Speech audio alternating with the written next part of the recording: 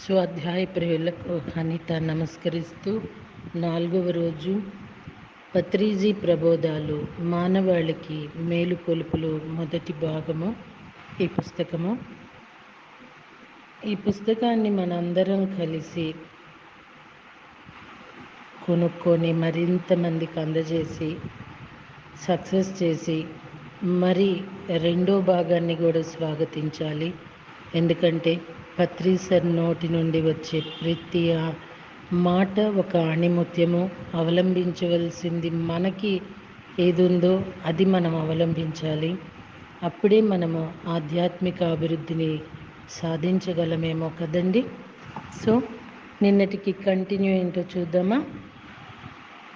మా నాన్నగారి చెల్లెలు నాకు మేనత్త తులసమ్మ అనే ఆవిడ మా ఇంట్లో ఎన్నో రోజులు ఉంది. చిన్నప్పటి నుంచి నాకు తెలుసు, సగం పిచ్చిది ఆవిడ. ఆవిడని చూసుకోవలసిన బాధ్యత మాకుంది. ఎప్పుడూ ఇంట్లో ఉండేది. ఆవిడకి ఎందుకు ఇంత ప్రాబ్లం వచ్చిందని ఒక్కసారి చూస్తే ఆవిడ తన గత జన్మలో పిట్టల్ని వేటాడేది.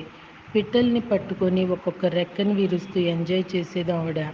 అంటే పిట్టల్ని నానా హింసలు చేసేది ఆవిడ. కనుక ఈ జన్మలో అలా అయ్యారు ఆవిడ. పూర్వజన్మ కృతం పాపం వ్యాధి రూపేణ పీడితే. ఈ జన్మలో వ్యాధి ఎందుకు వచ్చింది? నువ్వు గత జన్మలో పాపం చేశావు, అది కారణము, ఇది కార్యము. గత జన్మలో చేసింది ఈ జన్మలో అనుభవిస్తాము, ఈ జన్మలో చేసింది వచ్చే జన్మలో అనుభవిస్తాము. హిట్లర్ అన్ని పాపాలు చేశాడు, మరి అనుభవించకుండా పోతాడా? ఇప్పుడు వేరే లోకాల్లో అనుభవిస్తున్నాడు. అనుభవించకుండా ఎవ్వరూ ఉండరు. ఒకసారి ఏమైందంటే బుద్ధుడు తన శిష్యులతో అలా వెళ్తున్నాడు రోడ్డు మీద. అటునుంచి ఒకడు వచ్చాడు. ఈ బుద్ధుడిని చూసి, ఏంటి అడుక్కు తింటున్నావు అన్నాడు అతడు. ఆ బుద్ధుడిని చూస్తే బలంగా ఉన్నాడు. బుద్ధుడు రాజు యువకుడు. రాజు బలంగా ఉండకుంటే ఎలా ఉంటాడు? నీకేం బుద్ధి లేదా, అడుక్కు తింటున్నావు అన్నాడు అతడు. బుద్ధుడు గమ్మున కూర్చున్నాడు, ఏం మాట్లాడలేదు. అప్పుడు ఆ వ్యక్తి, నీకేం పోయే కాలం, పోయి పని చేసుకోవచ్చు కదా అని అర్ధగంట సేపు వాడి నోటికి వచ్చినట్లు మాట్లాడాడు.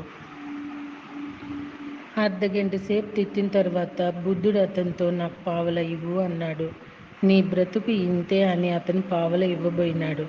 అతను పావల ఇవ్వబోతే బుద్ధుడు తీసుకోలేదు. నాకు వద్దు అన్నాడు. అందుకు ఆ వ్యక్తి, అంతకుముందు అడిగావు, ఇప్పుడు వద్దంటున్నావు, పిచ్చి పట్టిందా నీకు? సరే, నా పావలా నాకు ఇవ్వని తన పావలాన్ని తన జేబులో వేసుకున్నాడు. అప్పుడు బుద్ధుడు, చూడు నాయనా, నేను నిన్ను పావలా అడిగాను, నువ్వు పావలా ఇచ్చావు, నేను తీసుకోలేదు. అది ఎక్కడికి పోయింది అని అడిగాడు. అప్పుడు అతను, నా జేబులోకి పోయిందన్నాడు. అప్పుడు బుద్ధుడు, నువ్వు నన్ను అర్ధగంట సేపు తిట్టావు, నేను తీసుకోలేదు. నీ మాటల వల్ల నాకు తలకాయ నొప్పి రాలేదు, నేను తీసుకోలేదు దాన్ని. మరి ఎక్కడికి పోతుందంటే అది మళ్ళీ నీకే వస్తుంది. నువ్వు నన్ను నానా మాటలు తిట్టావు, అది నీకే వస్తుంది, నీకే తలకాయ నొప్పిగా మారుతుంది అని అన్నాడు. నాకు తలకాయ నొప్పి తెప్పించడానికి నువ్వు ట్రై చేశావు, అది నీకే తలకాయ నొప్పిగా మారుతుంది. నేను తీసుకుంటే నాకు తలకాయ నొప్పిగా వచ్చేది, కానీ నేను దానిని తీసుకోలేదు కదా అని బుద్ధుడు అన్నాడు. చూసారా, మనం తీసుకుంటే వస్తుంది, మనం గ్రహిస్తే వస్తుంది, మనం ఒప్పుకుంటే వస్తుంది. Seetayanam, the untold story of Sita అనే పుస్తకంలో ఆ శూర్పణకు వచ్చి వెళ్ళిన తర్వాత సీత ఒకరోజు ఆ గోదావరి నదిని పిలుస్తుంది. గోదావరి నుంచి ఆ గోదావరి మాత బయటకు వస్తుంది. సీతమ్మ తల్లి, నీకు కష్టకాలం వచ్చింది, నీవు రావణుడి దగ్గరికి వెళ్ళాలి, సొంతంగా నీ ఇష్టంతో నువ్వు వెళ్ళాలి అని సీతతో చెప్తుంది. నేను వెళతాను అని సీత చెప్పింది. నువ్వు వెళితే కానీ వాడు మారడు, వాడు మారడానికి కొంత ఛాన్స్ ఉందంటే నువ్వు వెళ్ళాలి అక్కడికి, కానీ నువ్వు వెళ్ళడానికి నువ్వు ఒప్పుకుంటే కానీ నువ్వు వెళ్ళలేవు అని చెప్పిన గోదావరి మాతతో, లంకకు వెళ్ళడానికి నేను ఒప్పుకుంటున్నాను అని సీత చెప్పింది. అంటే రావణుడు రాకముందే లంకకు వెళ్తున్నానని సీతకు తెలుసు. నువ్వు వెళ్ళి తీరాలి, అప్పుడే వాడు మారతాడు. వాడు మారితే ప్రపంచమంతా మారుతుంది కదా. అది నీ ఒక్కదాని వల్లనే అవుతుంది, ఇంకెవరి వల్ల కాదు. నీవు పోయి అక్కడ ఉండాలి అని గోదావరి మాత చెప్తుంది పంచవటిలో. ఈరోజు పొద్దున ఇదే మెసేజ్ రాశాను. గోదావరి మాతకి, సీతకి జరిగిన కన్వర్జేషన్ ఈవేళే రాశాను. సీత అంటుంది, నేను ఒప్పుకుంటున్నాను, నేను ఆ పని చేస్తాను అని చెప్తుంది. కనుక రావణుడు సీతను ఎత్తుకుపోవటానికి ఎవరు కారణం? సీతే కారణం. సీత కోరుకుంది తాను ఆ లంకకు వెళ్ళాలని. ఈ విషయం మామూలు రామాయణంలో తెలీదు. ఇప్పుడు ది అన్టోల్డ్ స్టోరీ ఆఫ్ సీతలో తెలిసింది. ఎంత గొప్ప పుస్తకమో చూసారా? ఈ పుస్తకము పత్రిజీ చాలా బుక్స్ ఫ్రీగా పంచారండి. అండ్ ఆల్సో ఈ పుస్తకము మనం ఆడియో చేసుకున్నాము. సీతాయనం పుస్తకం ప్రతి ఒక్కరూ చదవాలి, చిన్నారులకి తెలియచేయాలి. సినిమాలు, రామాయణాన్ని చిన్న చిన్న బుక్స్గా వేసి ఎట్లయినా కాకమ్మ కథలుగా చెప్తూ, ఏయో కథలుగా చెప్తూ రామాయణాన్ని ఎవరి ఇష్టం వచ్చినట్టు వాళ్ళు కలిపేసుకొని ఇష్టానుసారంగా తెలియచేశారు. కానీ సీతాయనం పుస్తకం చదివితే అస్సలు సత్యం మనకి అవగతమవుతుందండి. తప్పనిసరిగా ప్రతి ఒక్కరం సీతాయనం చదివే తీరాలి. ఐ రైట్ అండి? మనం ఒప్పుకుంటే కానీ మన దగ్గరికి ఏదీ రాదు. మనం ఒప్పుకుంటే కానీ మన జీవితంలో ఏదీ జరగదు. మన జీవితంలో ఏది జరిగినా అది మన వల్లనే వచ్చిందని తెలుసుకున్నప్పుడు అది మన వల్లనే పోతుంది. నిజం మాస్టర్స్. మనం ఒప్పుకోకపోతే మాత్రం మనకు అది జరగదండి. నాకు అమెరికాలో ఒక ఫ్రెండ్ అండి, నాకు ఒక ఏదోనండి, నాకు అవసరమైనది ఒకటి, అది పంపిస్తాను అంటే నేను మొహమాటానికి వద్దు అన్నా, కానీ ఆవిడ పంపించేశారు. నేను అది యాక్సెప్ట్ చేయలేకపోయాను. ట్యాబ్ బండది అంత ఖరీదైంది, ఎందుకు అలా వాళ్ళు మనీ తీసుకోరు ఎందుకు అనేసి. సో అది నేను యాక్సెప్ట్ చేయకపోయేటప్పటికి హైదరాబాద్ వచ్చింది మన మెడిటేటర్ అండి ఆయన. నేను చెప్పగానే ఆయన వెళ్ళి అక్కడికి వెళ్ళి తీసుకున్నారు. ఆయన దగ్గరికి పంపించారు ఆవిడ వాళ్ళ రిలేటివ్స్తో. బట్ నేను ఆవిడ అన్నారు, మీరు యాక్సెప్ట్ చేయట్లేదు ఇది, అందుకే మీకు అందట్లా, మీరు యాక్సెప్ట్ చేయండి, నేను ఆల్రెడీ మీకు ఇవ్వాలి అన్న ఒక ఇష్టంతో నేను పంపించాను అన్నప్పటికీ అప్పుడు నేను యాక్సెప్ట్ చేస్తున్నాను అన్నాక ఈజీగా నా దగ్గరకు వచ్చిందండి అది.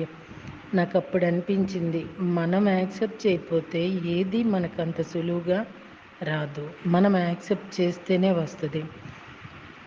పత్రిసార్ చెప్పినట్టు బుద్ధ భగవానుడి కథలో మనం యాక్సెప్ట్ చేస్తేనే మనము దాన్ని పదే పదే ఆలోచిస్తాము. మనం యాక్సెప్ట్ చేయకపోతే మనకింట్లే అనుకుంటాం. నేను ఎప్పుడు మీకు చెప్తూ ఉంటాను, నాకు ఒక బ్యూటిఫుల్ ఫ్రెండ్ ఉందని. తను ఏ విషయమైనా సరేనండి విని వదిలేస్తుంది. వాళ్ళ పప్ప కూడా అంతే. ఆ తండ్రి కూతుళ్ళు భలే నాకు విచిత్రంగా అనిపిస్తుంది. విచిత్రం ఏముందిలేండి, అదొక అదృష్టం కూడాను. ఏ ఏ విషయమైనా సరే, అది కష్టమైన నష్టమైన విపరీతమైందని అలా వింటారు. అంతే 5 మినిట్స్లో దాన్ని వదిలేస్తారు, హాయిగా ఉంటారు. నేను ఎన్నో సందర్భాల్లో వాళ్ళని అలా చూశాను. నాకు ఇంకా వదలలేదండి పీకులాట. ఇదివరకు ధ్యానానికి ముందున్నంత లేదు, కానీ కొంత మాత్రం ఇంకా పీకులాట ఉంది. అది కూడా వదిలిపోవాలనే నేను కోరుకుంటున్నాను. సో అండి, ఏమిటో తెలుసు కానీ ఎందుకో తెలియదు, ఎలానో తెలియదు. ఒక పుస్తకం ఉంది, 200 పేజీల పుస్తకం, ఒక కథ జరుగుతోంది, మధ్యలో 100వ పేజీ తీసి చదివావు, అక్కడ ఏదో చిన్న సన్నివేశం ఉంది, మొగుడికి పెళ్ళాంకి కొట్లాట ఉంది. ఎందుకు వాళ్ళిద్దరు కొట్టుకుంటున్నారు? మొగుడు పెళ్ళామైనా కూడా వాళ్ళు అలా ఎందుకు కొట్టుకుంటున్నారు? విడాకుల దాకా వచ్చింది, అది 100వ పేజీలో ఉంది. అది ఎందుకు అని ఎలా తెలుస్తుంది? ఎందుకు విడాకులు తీసుకుంటున్నారు వీళ్ళు అనేది గత 100 పేజీలు చదివితే కానీ తెలియదు నీకు. చిన్నగా చిలికి చిలికి ఉన్న గాలివాన పెద్దగా అయింది, మాట మాట వచ్చి పెద్ద వాన కురిసింది, విడాకుల దాకా వచ్చింది. మరి ఆ సమస్య ఎలా పోతుంది? మళ్ళీ ఇంకో 50 పేజీల తర్వాత వాళ్ళు మళ్ళీ కలుసుకుంటారు.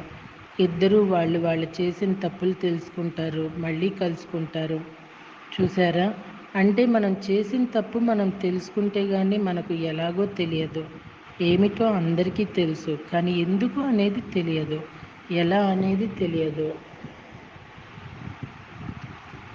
పూర్వం తెలియదు, పరం తెలియదు. ప్రతిదానికి పూర్వం ఉంటుంది, పరం ఉంటుంది. దీనిని పూర్వపరాలు అంటారు. పూర్వాన్ని ఎందుకు అంటారు? పరాన్ని ఎలా అంటారు? సో రేపటి రోజున కంటిన్యూ చేద్దామా అండి? Thank you.